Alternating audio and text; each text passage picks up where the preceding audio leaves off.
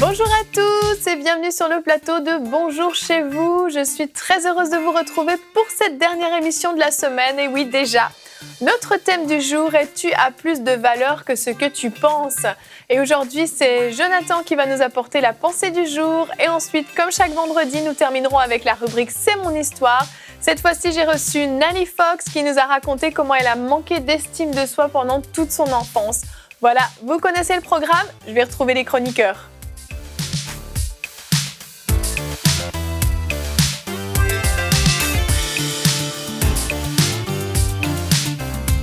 Bonjour tout le monde. Bonjour. Vous allez bien aujourd'hui? Oui. Bien. La fin de la semaine déjà. Déjà. Ça passe vite. Chaque semaine, ça passe tellement vite. Ça passe très très vite. J'espère que pour vous aussi à la maison, ça passe vite et que vous avez hâte de nous retrouver la semaine d'après. Parce que sinon, c'est dommage. Aujourd'hui, nous allons parler de notre valeur. Oui, nous avons une grande valeur aux yeux de Dieu, mais à nos yeux, par contre, souvent, on a tendance à mépriser notre valeur. Et on va voir tout ça dans la pensée du jour.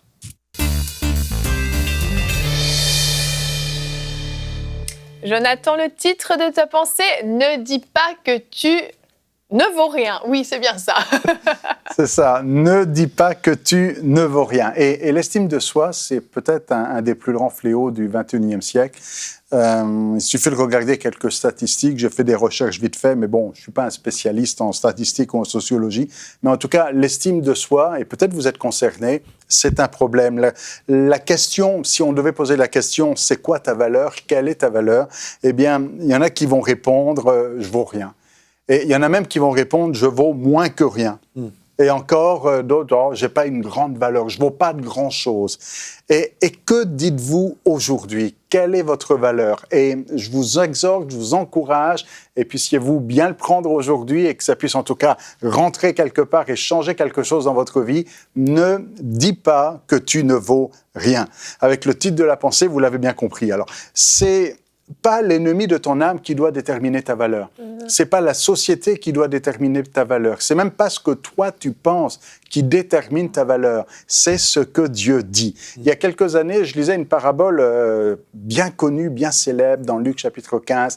Et en lisant cette parabole, il y a un petit détail qui m'a sauté aux yeux. Vous savez, des fois, on est tellement habitué à lire un texte qu'on oublie le contexte. Et cette parabole, c'est celle de la brebis perdue. Je dis, on connaît la parabole de la brebis perdue. C'est une parabole qu'on raconte aux enfants le soir ou à l'éducation chrétienne ou à l'école du dimanche, certainement. Mais la parabole de la brebis perdue, c'est pas l'histoire où Jésus est autour du feu, kumbaya, avec la guitare, et puis il raconte une histoire à ses disciples, et pour dire à ses disciples combien il les aime. Non, il y a un contexte. Et il y a un contexte de tension, il y a un contexte de murmure, il y a un contexte de reproche. Si on lit dans Luc chapitre 15, verset 1er, c'est ça le contexte, tous les publicains et les gens de mauvaise vie s'approchaient de Jésus pour l'entendre. Donc il y a tous ces gens-là, cette catégorie qui sont là, et les pharisiens et les scribes murmuraient, comprenez, ils rouspétaient en disant « Cet homme, en parlant de Jésus, accueille des gens de mauvaise vie et il mange avec eux. » Ils sont en train de se plaindre, de contester, de murmurer, de faire des reproches à Jésus parce qu'il accueille des gens qu'ils considèrent de mauvaise vie, des gens de peu de valeur, des gens méprisables, et Jésus mange avec eux. Et la parabole de la brebis perdue commence, en fait, le contexte commence avec un petit mot de 4 lettres, « mais ». Et ce petit mot fait toute la différence. Luc chapitre 14, verset 3, Luc chapitre 15, il y a marqué 14 dans les notes ici, mais ça va être corrigé. Luc chapitre 15, verset 3, « Mais il leur dit cette parabole. » Et le « mais » ici vient en contraste. Il y a les pharisiens et les scribes qui disent « Mais ces gens sont des gens de mauvaise vie, qu'est-ce que fait Jésus avec eux ?» Mais Jésus, en réaction, va leur raconter une histoire. Et le « mais » ici, c'est pas simplement « ils ont dit ça et Jésus raconte une histoire », mais l'histoire est la réponse de Jésus à ses murmures et à ses critiques. Et cette histoire va souligner tout le contraste entre le point de vue des pharisiens et des scribes et le point de vue de Jésus. Et il y a, au travers de cette histoire, un appel à changer d'évaluation.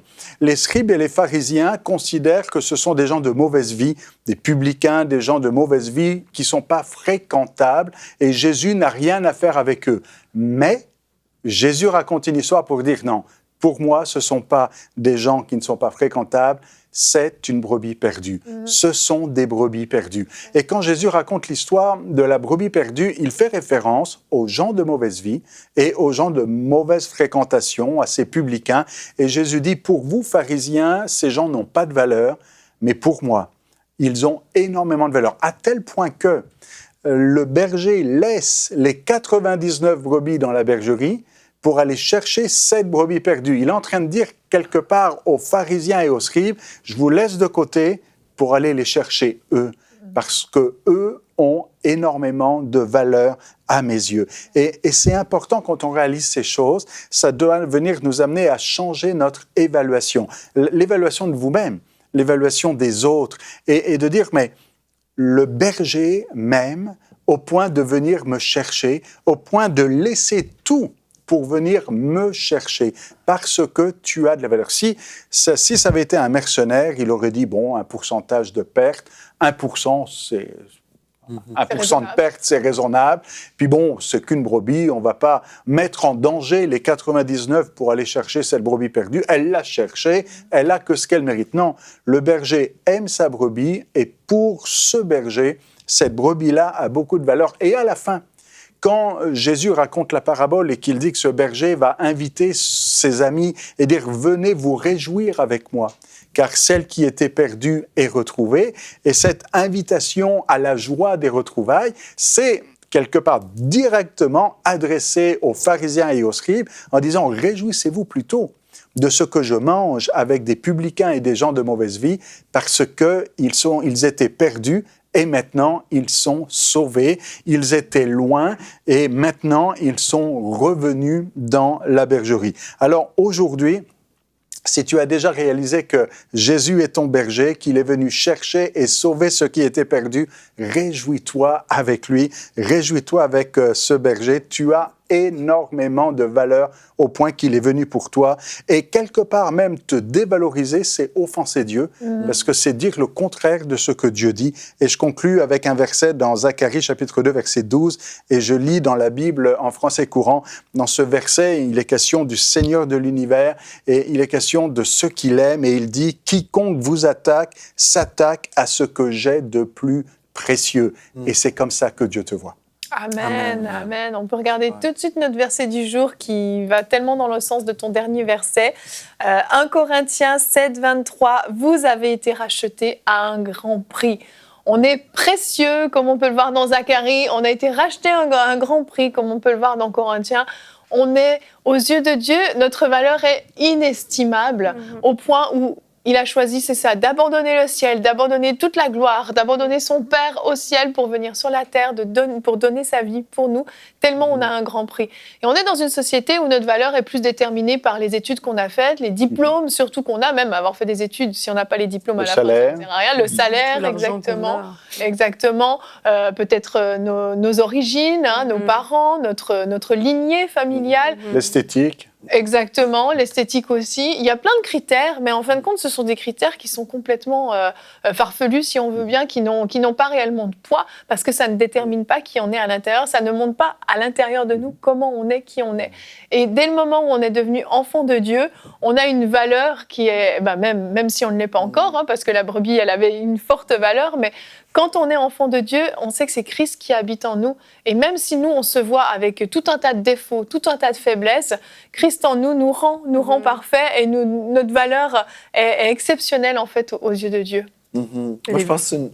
Non, vas-y. Je pense une chose importante, c'est de croire ce que la parole de Dieu dit et pas croire ce qu'on ressent. Oui. Parce que souvent, on est là, on a nos yeux sur nous-mêmes, sur nos défauts, comme tu mentionnes, plein de choses. On dit, moi, je suis pas comme telle personne, je suis pas beau ou aussi intelligent qu'une autre personne, ou peu importe, on a toujours nos critères personnels, mais Dieu, lui, nous aime comme nous sommes. Et puis, on doit vraiment exercer notre foi. Je pense, pour vivre vraiment victorieusement au niveau de notre estime, on doit croire ce que la parole de Dieu dit et dire la façon que je ressens les choses, là, en fait, c'est pas ça qui va déterminer la vérité. Donc, je dois exercer ma foi et dire, la Bible le dit, donc je vais croire ce que la Bible dit. Et finalement, je vais arriver à ressentir aussi la vérité. Mais il faut premièrement prendre la décision, je crois. Oui. C'est vrai. Et les critères des hommes, ils sont fluctuants. Puis c'est ça qui peut peut-être nous aider à se dire non, mais ma vraie valeur, c'est vraiment Dieu qui la fixe, pas les humains. Parce que tu vas, même dans une même société, mais au fil de l'histoire, eh ben, on accordait une valeur sur des critères complètement différents. Aujourd'hui, tu disais les diplômes. C'est vrai qu'aujourd'hui, par exemple, on va dire en France, c'est les diplômes et puis comment dire, le savoir, la position sociale qui va jouer.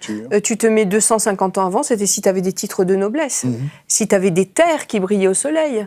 Si tu étais bien blanc de peau. Si tu étais bien blanc de peau dans certaines circonstances. Oui, exactement. Oui, il y a d'autres sociétés où c'est le niveau du teint que tu as. Tu as toutes sortes. Si tu étais d'une lignée célèbre, dans d'autres sociétés, c'est si tu étais d'une lignée prestigieuse. Si tu étais fils de, même si tu n'avais pas d'argent, pas de diplôme, rien, mais tu étais d'une lignée prestigieuse. La valeur des hommes est très fluctuante, mais celle qui ne varie jamais, c'est celle que Dieu nous accorde. Exactement. Amen. Il y a des trésors dans l'Église, il y a des gens qui sont des trésors dans l'Église et qui se dévalorisent et qui arrivent pas qui restent juste sur un banc et puis alors que Dieu les appelle à être des personnes extraordinaires, mais ils se disent juste moi je suis pas pasteur, je suis pas sur l'estrade, je fais pas ci, je fais pas ça, et ils se dévalorisent alors que Dieu veut servir. On parlait à l'église de deux petites grand-mères qui ont amené un réveil, c'est en Irlande, c'est ça? En Écosse, pardon. Pardon, mes amis écossais. Et non, mais ces deux grand-mères, il y en a une qui était aveugle et l'autre qui avait de l'arthrite ou je ne sais quoi. Et Dieu se sert des choses viles pour confondre les choses qui sont justement honorées dans ce monde-là. Et on a tellement de trésors dans l'Église, ceux qui n'arrivent pas à voir leur vraie valeur. Au final,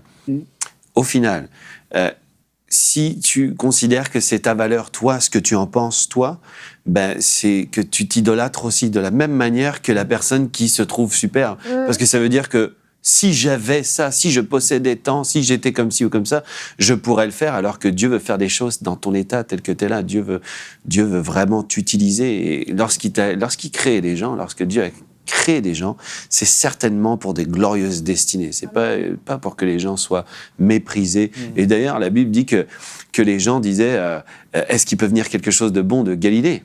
Est-ce que cette ville peut apporter quelque chose? N'est-il pas le fils du charpentier? Et il y aura toujours du mépris dans ce qu'on est, dans notre histoire, de là où on vient. Mais Dieu a a une toute autre histoire à nous faire connaître et c'est important qu'on s'accroche à celle-ci, à celle que Dieu veut qu'on déploie dans notre vie. Dans un autre contexte, à un moment donné, Jésus va dire « Si vous, méchants comme vous l'êtes, vous savez donner de bonnes choses à vos enfants. » Et il compare un petit peu la relation du Père avec nous, la relation avec notre famille. Et je change un peu le contexte, mais vous comprenez que si nous, on est capable d'aimer nos enfants et nos petits-enfants, et on aime nos enfants pas parce qu'ils ont fait de grandes choses. Un bébé, il n'a rien fait. Hein. On va dire, bon, tu n'as rien fait dans la vie, il a feignant. Hein. Bon, non, je veux dire, on l'aime. Et il a de la valeur. Et pour nous, il a beaucoup de valeur. Et puis, je suis surpris des fois en tant que pasteur, on va à la maternité, puis les parents disent, qu'est-ce qu'il est beau. Puis on regarde le bébé aussi. Je ne suis pas sûr. Mais pour les parents, c'est le plus beau. Hein. Bon, il est magnifique, il est formidable. Et il a beaucoup de valeur parce que c'est leur enfant. Mais Dieu nous voit comme ça et Dieu vous voit comme ça. Vous avez peut-être l'impression de ne pas valoir grand-chose parce que vous n'avez rien fait, parce que vous n'avez pas fait ceci, parce que vous n'avez pas cela. Mais Dieu, ce n'est pas ça qu'il regarde. Il vous aime tout simplement parce que vous êtes son enfant et il a tout donné pour vous. Et quand on réalise ça, la grandeur de l'amour de Dieu pour nous et à quel point il nous aime et à quel point on a de la valeur pour lui, on peut être que réconforté, puis que bien dans notre peau, quelque part, en disant, les autres peuvent dire n'importe quoi, moi j'ai un Dieu qui est grand, qui est fort et qui m'aime. Amen. Amen. Mais tu parlais, Joël, des versets bibliques, de ce que la parole de Dieu dit, puis c'est vrai que c'est ça qui doit être notre échelle de mesure, mais parfois, on est tellement assaillis par tout un tas d'oppressions, en fait, qui nous font nous sentir tellement moins que rien, qu'on a beau lire, ça pénètre pas. Et vraiment, je prie vraiment que les gens qui nous écoutent puissent avoir vraiment une révélation, comme si ce verset avait été écrit pour eux. Un verset, dans les versets qu'on a cités ou d'autres, il y en a plein qui parlent de notre valeur. La Bible dit que nos cheveux sont comptés, donc ça prouve à quel point Dieu nous aime, mais qu'il puisse y avoir une vraie révélation. Dieu a écrit ça, et quand c'est écrit ça parle de moi, c'est ma valeur. Et ça va vraiment tout changer, parce qu'on a besoin de s'approprier. La parole de Dieu doit être vivante en nous, donc on peut la lire, jusqu'à ce qu'elle pénètre et qu'on la croie. Parce que certaines fois, on peut dire, oui, mais ça c'est valable pour tous les autres, mais moi, ça me concerne Je pas. pense que c'est une chose importante aussi. Des fois, on peut parler de l'esprit de rejet et on peut parler littéralement d'un esprit. Et l'esprit de rejet serait à ce moment-là un esprit de mensonge où on a cru des mensonges. Et parfois, on a besoin de prier et commander à ces esprits de mensonge de quitter.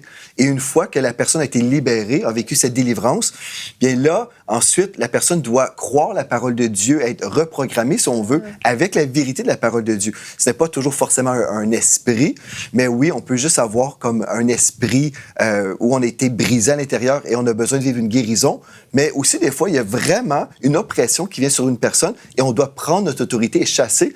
Et ensuite, on reçoit la parole de Dieu et on médite. Et je veux répéter aussi ce que j'ai dit au début.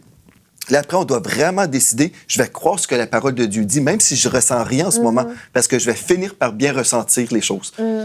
Mais c'est ça, je pense, on doit vraiment comprendre qu'une dimension aussi spirituelle où on a cru, l'esprit de rejet, c'est un esprit de mensonge. Et le diable, c'est le père du mensonge. Donc, on fait le ménage, et puis après, on croit la parole de Dieu, et on reçoit notre guérison et notre restauration qui peut prendre aussi un certain moment. Amen, amen. Je crois qu'il y a des personnes qui nous écoutent, en tout cas j'ai vraiment ça qui monte dans mon cœur. Toute votre enfance, vos parents vous ont dit que vous ne valiez rien, que vous n'aviez jamais rien faire de bon, que vous n'étiez bon à rien. Et si c'est votre cas aujourd'hui, si vous nous écoutez, vos parents vous ont dit ça, vraiment, je vous invite à rejeter toutes ces paroles. Vraiment, dans la prière, dites non, c'était des mensonges, je refuse de croire ça. Et commencez à dire à quel point vous êtes précieux, à réciter ces versets que Dieu a dit sur vous et demandez à Dieu de vous remplir vraiment de son amour pour que vous puissiez ressentir à quel point il vous aime.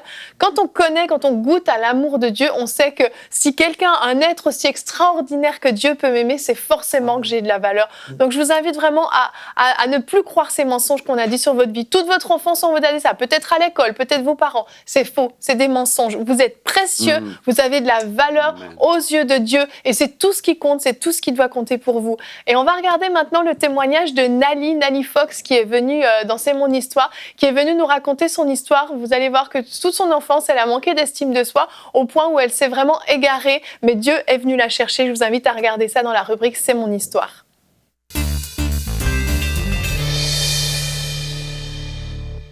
Et on continue avec la rubrique C'est mon histoire. Aujourd'hui, je suis avec Nali Fox, que vous connaissez peut-être, qui a fait des émissions Paroles de femmes. Elle est venue aujourd'hui nous raconter son témoignage. Bonjour Nali. Bonjour Evelyne. Comment vas-tu? Ça va très bien, merci. Je suis très contente que tu sois avec nous. Pareillement pour moi, ça me fait vraiment plaisir. Oh, voilà. on est tous très heureux de t'avoir sur le plateau de C'est mon histoire. Et moi, j'ai découvert ton histoire dans l'émission Paroles de femmes, comme plusieurs personnes peut-être, mais il y en a peut-être qui ne te connaissent pas. Et aujourd'hui, tu vas nous partager un peu certains détails de ta vie au niveau de l'estime de soi. Vraiment, tu avais vraiment à cœur de pouvoir partager ce que tu as pu vivre au niveau du manque d'estime de soi qui t'a conduit à prendre certaines décisions, à certains choix qui t'ont malheureusement éloigné de Dieu. Mais je casse tout de suite le suspense. Tu as été obéissante et puis tu as vraiment connu le Seigneur et ta vie aujourd'hui est plutôt merveilleuse, j'ai envie de dire. Et on va commencer au commencement, forcément. Toi, tu es née en France. Oui.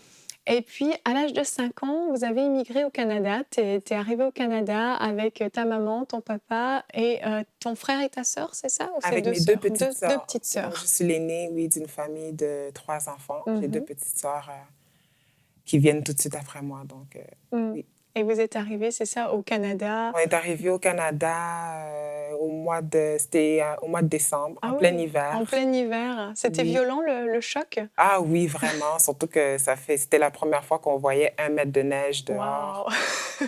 C'était la première fois qu'on enfilait des gros pantalons de neige, des habits de neige et tout. Donc, Mais c'était bien, c'était amusant, on aimait ça. Mes sœurs et moi, rouler dans la neige et tout ça. C'était nouveau, mais c'était vraiment plaisant. C'est des beaux souvenirs. Des beaux souvenirs, oui. Et tes parents, eux, sont chrétiens, ils ont toujours été chrétiens. Et pour vous, très vite, l'habitude d'aller à l'église les dimanches, on ne se pose pas la question, vous aviez vraiment cette habitude-là. Ah oui. Et vous aimiez ça, les enfants? Oui. Oui, donc tous les dimanches, on allait à l'église. Ma maman faisait partie du groupe de louanges à l'église. Elle conduisait le groupe de louanges. Et mes sœurs et moi aussi, très vite, on a intégré l'école du dimanche et tout. J'étais dans le groupe de louanges aussi des jeunes. OK. Dans la chorale des jeunes aussi. Donc, on était vraiment très impliqués. Puis c'était des moments pour toi de vous retrouver entre amis, en fait. Pour toi, l'église, c'était ça, c'était bien, c'était amusant. Oui, exactement. On était un grand groupe de jeunes, une chorale, une petite chorale.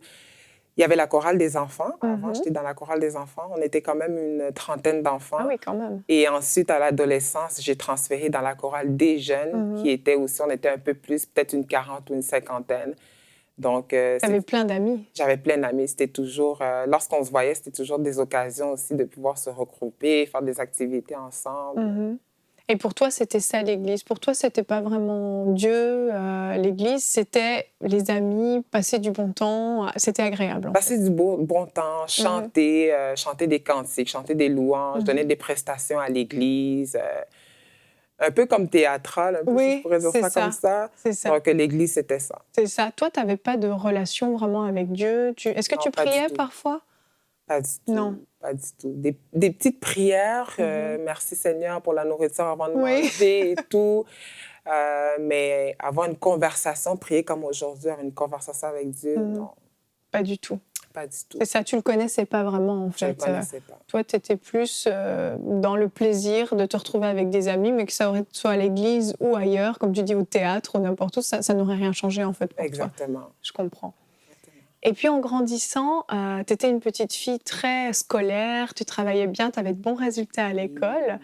Et puis, au bout d'un moment, à partir d'un certain âge, le désir d'avoir des amis, de plaire aux autres est venu s'installer en toi. Ah oui, beaucoup.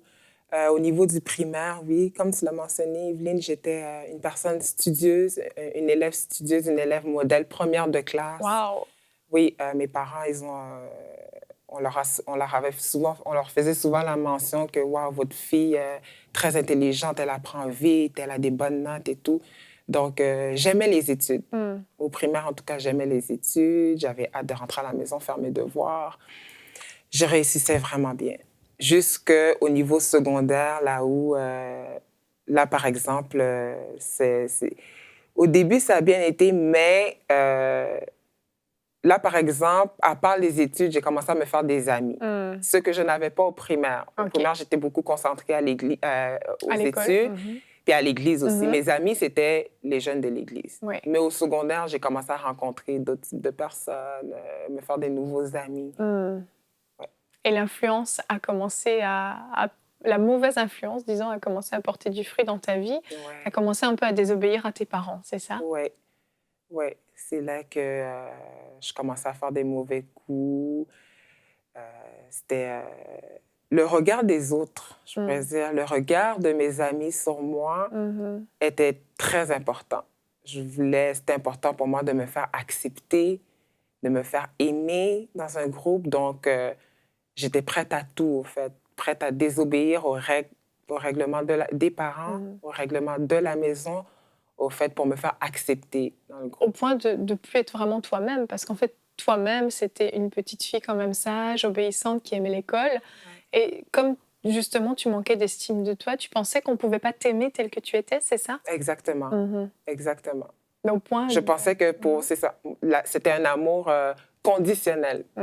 Conditionnel, comme on dit. Pour être aimé, il fallait que Fait que tu gagnes leur amour pour être comme eux, en fait. Exactement. Et suivre leur mauvais exemple, malheureusement. Et ça t'a amené des complications à la maison, forcément. Tu désobéis, tu rentres tard, tu ne respectes pas. Oui, c'est ça. Ça m'a amené... je suis rentrée vite dans la désobéissance, dans la confrontation avec mes parents. Tout ça, c'est sûr que ça a amené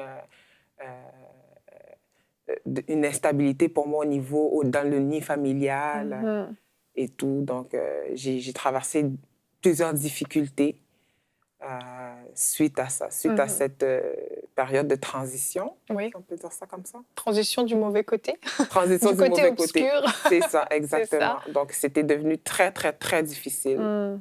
à la maison. Au point où, juste avant tes 18 ans, tu as décidé carrément de quitter la maison, de partir. Tu as Ouais. pris ton petit baluchon, si on peut dire, tes Ouais. quelques affaires qu'on peut Ouais. avoir à 18 ans. Et tu es Exactement. partie vivre avec ton petit copain parce que tu avais un petit copain à ce J'avais un moment-là. petit copain à 17 ans qui, lui, vivait déjà seul en appartement. Donc, à 17 ans, j'allais avoir 18 ans dans à peine quelques semaines, quelques mois. J'ai décidé de quitter la maison. J'ai décidé que non, l'atmosphère familiale était rendue un peu lourde pour moi. Donc, j'ai décidé d'essayer autre chose, de vivre autre chose. Et ça s'est pas vraiment passé comme tu voulais avec ton copain parce que finalement, vous avez assez vite vu que ça marchait pas. Ça entre marchait vous. pas du tout. Ça marchait pas. Donc, très vite, je me suis trouvée face à la situation où est-ce que je devais encore une fois prendre mes affaires. Et là, j'étais devant deux choix. Ou le retour à la maison, ou, ben, comme je venais, quand ça ne fonctionnait plus, lorsque j'ai eu mes difficultés avec lui, ben, j'ai eu mes 18 ans. OK. Donc, à 18 ans, j'étais légalement adulte. Donc, j'avais le choix ou de retourner chez mes parents ou d'aller vivre en appartement.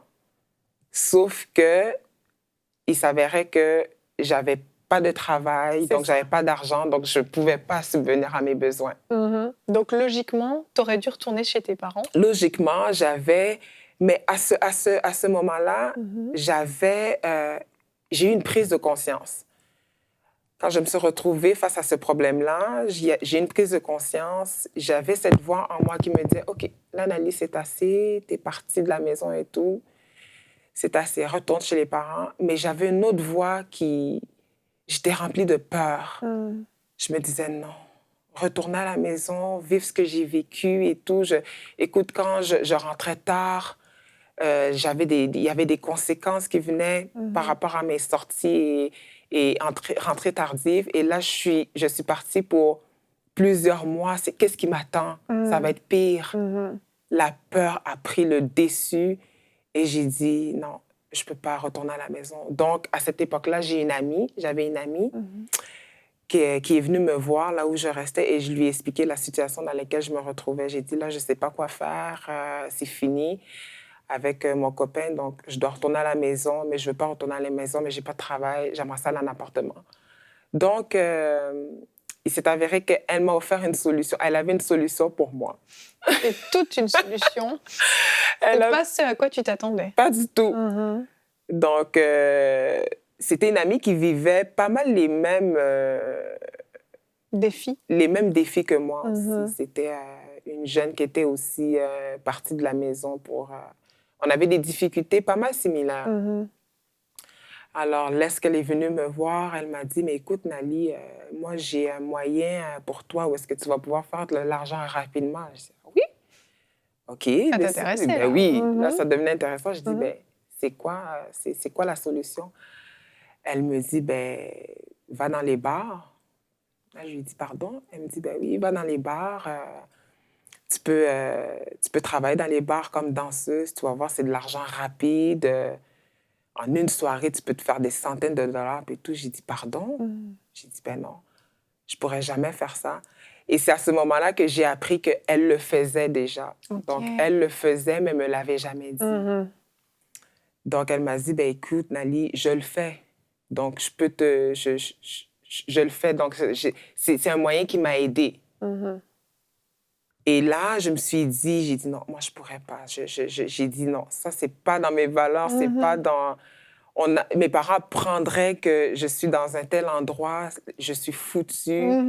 J'ai dit non. Et d'ailleurs, de moi-même, c'est ça, c'était impossible pour toi c'était d'imaginer impossible que tu pour moi. fasses ça.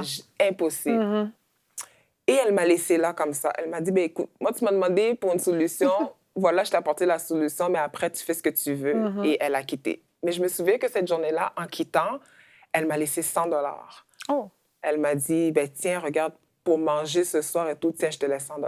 Et je me souviens, j'étais tellement impressionnée J'ai dit, mon Dieu, elle me laisse 100 $. Écoute, j'avais, en tant qu'étudiant, c'est la paye que je faisais en 3 semaines. Oui, c'était une fortune. Et là, j'ai dit, waouh, OK. Là, tu as vu l'argent qu'on pouvait se faire. J'ai vu, et là, j'ai vu que c'était, ce qu'elle disait, c'était réel. Donc, Ouais. elle est partie. Et je me souviens, cette nuit-là, je pense que j'ai pas dormi. Je pense que j'ai pas dormi. J'étais tiraillée dans mes pensées. Retourne chez tes parents. Oh non, mais il y a de l'argent aussi facile à faire. Et à la fin, je me suis dit, mais tu sais quoi? Si ma copine est capable de le faire, pourquoi je ne serais pas capable? Ah ouais. Si mon ami est capable de le faire, écoute, j'ai rien à perdre, je vais l'essayer. Et là, tu t'es retrouvée dans un bar, un peu à Et là, l'extérieur de la ville. Exactement. Oui. Et là, le lendemain, je l'appelle, je lui dis, écoute, offre acceptée. Elle devait être Je lui étonnée. dis, offre acceptée, donc viens me chercher, je vais l'essayer avec toi. Elle me dit, OK, il n'y a pas de problème. Donc, elle vient me chercher et tout. Et effectivement, elle m'a emmenée dans un endroit, dans un bar à l'extérieur de la ville où est-ce que la première soirée a été pénible parce que vraiment, je me suis retrouvée, je me suis dit, je suis où? Je suis où? C'était un nouveau monde. C'était vraiment... Et pas un beau monde. C'était pas un beau monde. Et je me souviens, à la fin de la première soirée, j'ai dit, je serais incapable. Je sais pas comment tu fais, mais moi, je serais incapable de faire ce genre de choses.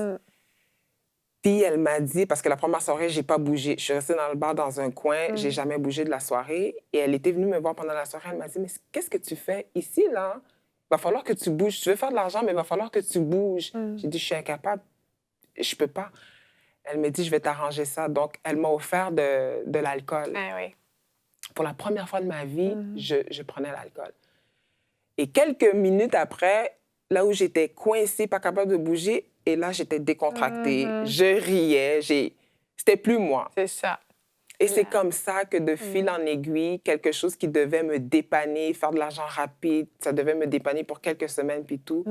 Ça a duré quelques années. Exactement. Et là, on peut voir une photo de toi à cette période. Ouais. On peut la regarder et on voit que finalement, t'étais une personne complètement différente. Ouais, vraiment. T'étais là c'est la seule photo de moi que j'ai de cette époque-là. Et waouh, cette photo-là, les émotions elles remontent vraiment. T'étais malheureuse à ce moment-là. Vraiment, cette photo-là.